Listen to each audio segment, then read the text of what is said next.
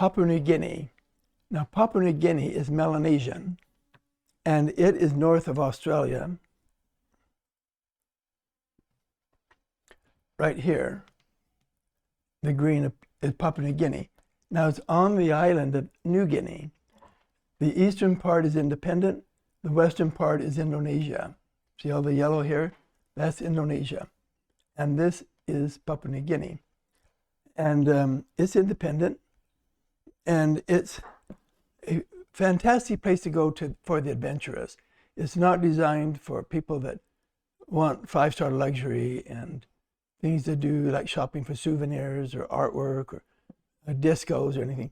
It's an adventure to go there. The time that most people go is April through November. That's when most people go. I like to go in October. But you fly mainly into Port Moresby, which is, I'll draw the little island for you. Well, I can't draw the whole thing because it's big. So it's straight here. Then it comes back this way. Right here is Port Moresby, and here's Madang over here, around where the border is. And there are a whole bunch of islands. There's 100 islands all over the place over here. And we fly in Port Moresby, stay about 1 second. I would change because Port Moresby is nothing there. Then you fly to Madang, and you'll board a boat for the Sepik River. The Sepik River goes down like this. And there are three parts of the Sepik. There's the more commercialized, not too interesting part. There's a middle, which is starting the jungle, real jungles, and the native people, and then you can go to the upper Sepik, which most people don't go because that is really primitive up there. And but you can board this boat, and they do different parts. So that's what you see, what you pay for. And I recommend going to the middle section. Spend more time in the middle, because you see the local people, and they live in the jungles. And this is real jungle. We're talking Tarzan jungle up there.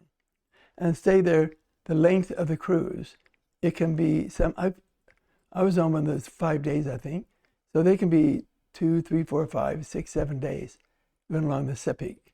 And then from there you'll fly over to the Mount Hagen. Mount Hagen is Hagen, Hagen, but Hagen, it's over about in here somewhere. Then you'll fly there, and you'll meet the local people there, and spend time on the mountain, and it's really, really neat. And then you can go home to Port Moresby and then fly off. Now that is the minimum, the absolute minimum. There are tons of islands over here where you can go scuba diving or diving and see wrecked ships from the Japanese War, World War II, and planes underwater, all kinds of World War II wrecks in Raban, all these places over here. And if you're into diving, and there's an island called Trobriand. It's right here, in that area, and it's kind of hard sometimes to get there. But if you do have a chance, and if you're interested, this is where the grandmothers take care of the kids. And now it's changing quite a bit. But in the old days, the grandmothers took care of the kids, and they really didn't marry. It's just island of love is what they call it, and called it. I guess it may still be. But it is an interesting place to go if you want to go there. But you can go any of the islands. They're all similar because they're all Papua New Guineans. And every place is like going back 50 years, 1950s. And but if you're there, I would recommend going. They have several festivals that research them because they're different times of the year, and try to go during the festival, but you have to book a year in advance to get it, the hotel space. And they're interesting. Like they have a celebration where different tribes come in and they dance and show you their different foods and culture. And that's interesting. But you got to book that at least a year in advance because there'll be no hotel space for you. But that is basically New Guinea, Papua New Guinea.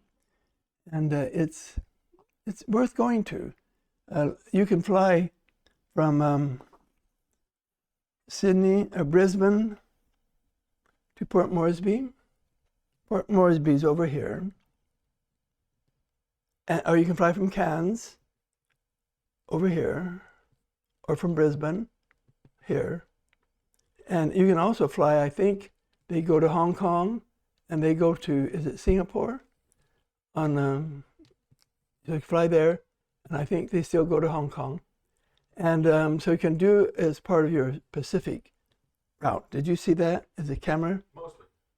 Yeah, you can come in this way. So do Circle Pacific type, fly in, and fly in from Singapore.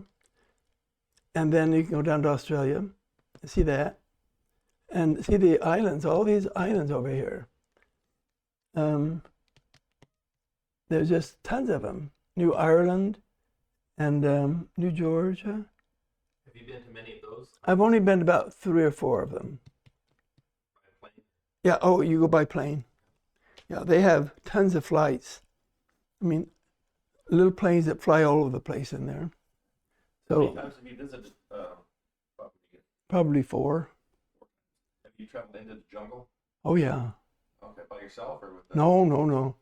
I would never travel by myself because you won't come out.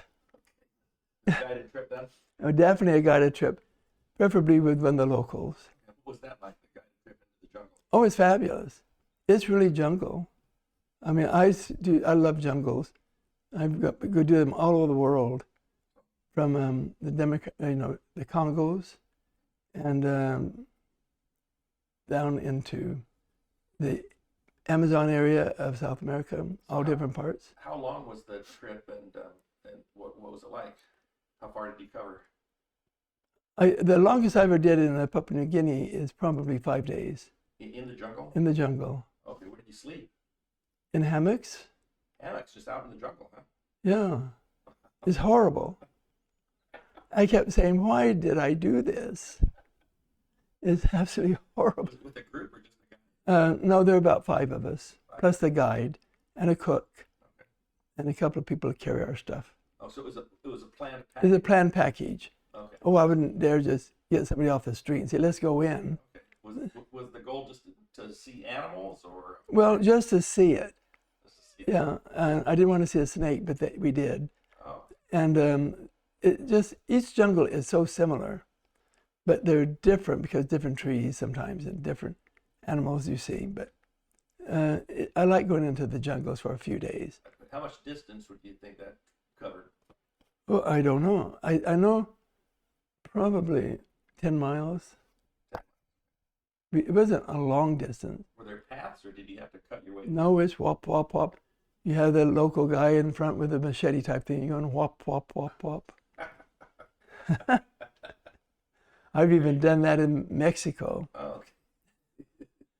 going off to Okay. some of the ruins. Okay.